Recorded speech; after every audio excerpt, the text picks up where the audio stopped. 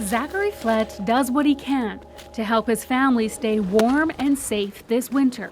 But it's hard in a house with no furnace, no power, and no water. I wake up 6 o'clock in the morning, I make fire, I get ready for the day. The wood stove helps, but living without running water is a huge burden for Zachary and his grandmother Maggie. We have to get water every day. We use about 5 or 6 pails. We need water for washing laundry, for keeping ourselves clean, washing our face, our hands, because keeping ourselves clean is pretty important in terms of hygiene and health. What about for the bathroom? I don't think you would want to see it. Well, there's an outdoor. There's an outhouse there. We have a little pail over there, but we do try our best, and we do try not to complain about it. The Flett situation is not new or unusual. Garden Hill is a fly-in community in northern Manitoba, surrounded by fresh water. But hundreds of people living here still don't have running water in their homes. That's still a major improvement from 10 years ago, when just half the community had indoor plumbing. Then in 2009, an H1N1 flu outbreak hit Garden Hill hard. Dozens are sick in a northern native community is the swine flu virus on the march. Not having running water made it harder to contain the flu. As the flu spreads to other First Nations, so does the fear and panic about how to deal with the outbreak. When chiefs in the region asked for help, the federal government sent body bags and hand sanitizers.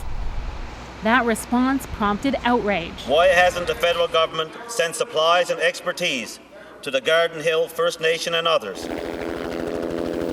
Soon after, the federal government pledged $30 million to retrofit homes in the region.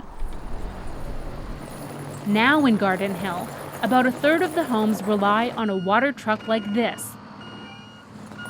It fills up here at the water treatment plant and delivers water to houses with new cisterns. That's a water tank just outside or underneath their homes.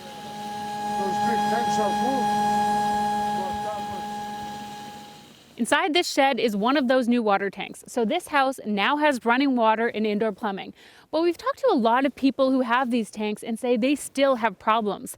The pumps break, the lines freeze, and the tank runs out. And with only 2 water trucks servicing this entire community, they can wait a few days, a few weeks, even up to a month to get a refill.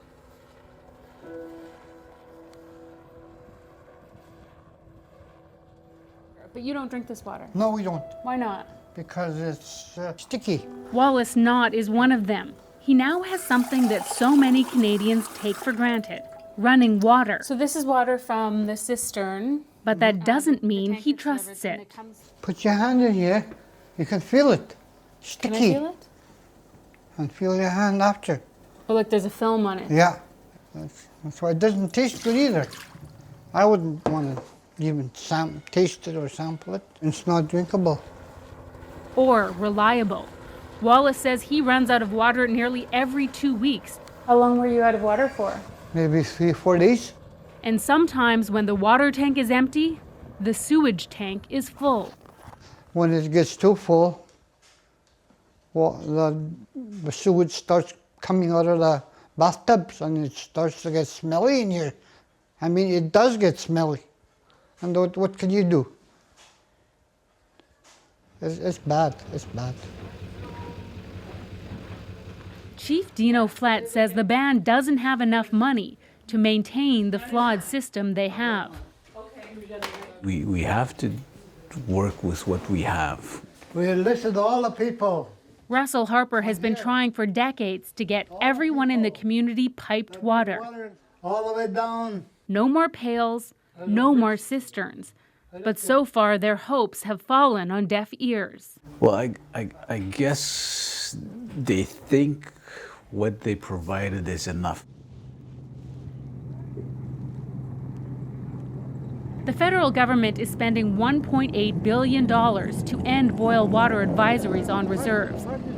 Is this one running good? But that won't help the people in Garden Hill. The government says they don't see an urgent need here. The water from the treatment plant is already safe to drink. What I'm doing here is collecting my water sample. It was Andrew Flett's job to make sure of it. Every day, Okay.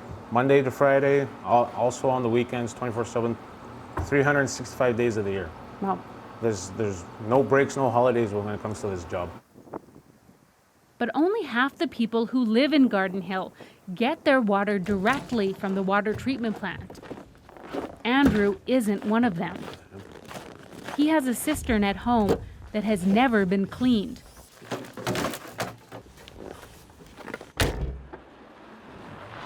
So to get drinking water, he comes here, to the community's only water fountain.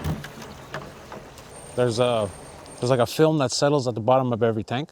It's full of bacteria and you can get sick, cause like diarrhea, eating problems and all that. Have you gotten sick from the water? Oh yes, we did a few years ago. It was severe with my daughter and my wife because when they would eat, they couldn't keep anything down. With so many barriers to access safe drinking water, Zachary knows that some people watching from their comfortable homes down south might wonder why he stays. Because this is home.